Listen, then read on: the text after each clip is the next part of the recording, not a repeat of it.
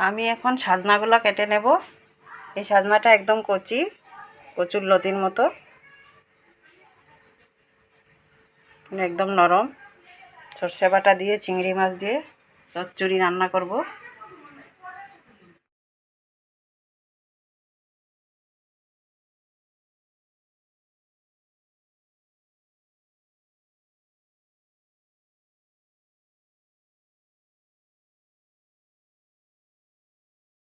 আমি এখন সরষাগুলো বেটে নেব পাটাতে, শিল পাটাতে।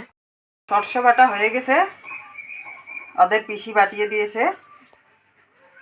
সব কাজ করে ওর পিসি। আর পিসিটা খুব ভালো, আমার ননদটা খুবই ভালো। আমার সাজনাগুলো কাটা হয়ে গেছে, এখন এর সাথে আলু কেটে নেব। এখন আমি ভালো করে ধুয়ে ফেলবো পরিষ্কার করে। সাথে টমেটো কেটে নিয়েছি। আলুগুলো এইভাবে কেটেছি টুকরো করে। বেশি আলু দেব না আমি, সরষার সাথে আলুটা বেশি খাটে না। মাছগুলো ভেজে নেব।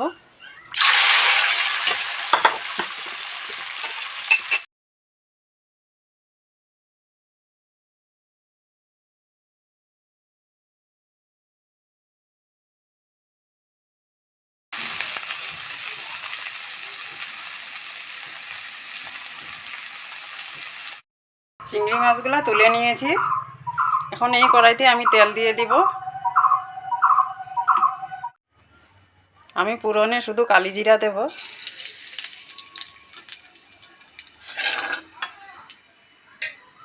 এখন আলুগুলো দিয়ে দেব আগে। বেশি আলু দিইনি আমি।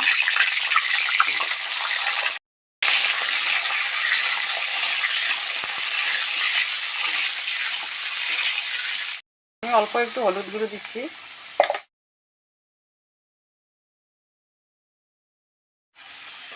আলুটা হালকা ভাজা হয়ে গেছে। এখন আমি এখানে সাজনাগুলো দিয়ে দেব।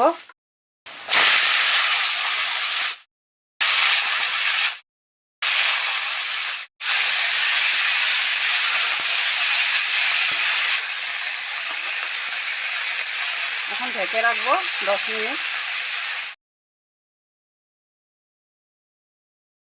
শিলপাটাতে বেটে রাখা সরষা শুকনো লঙ্কা দিয়ে দেব সাজনাতে।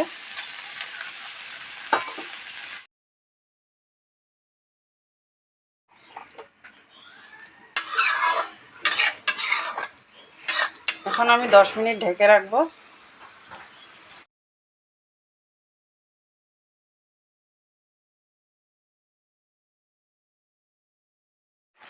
আমি সামান্য একটু চিনি দিয়ে দেব।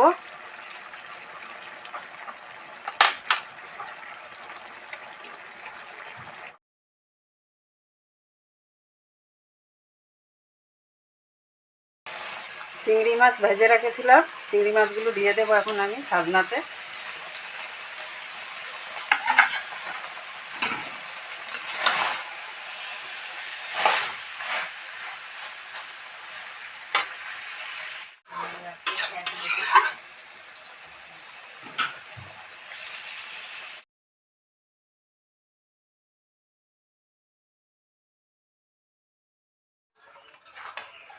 সাজনার চচ্চড়িটা হয়ে গেছে, তুলে নিচ্ছি।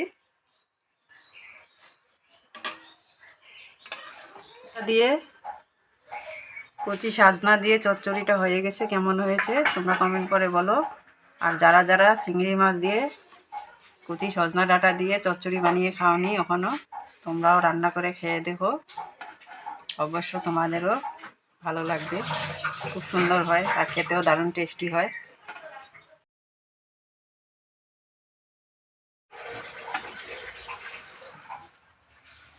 আর এটা গরম ভাতের সাথে খেতে বেশি ভালো হয়।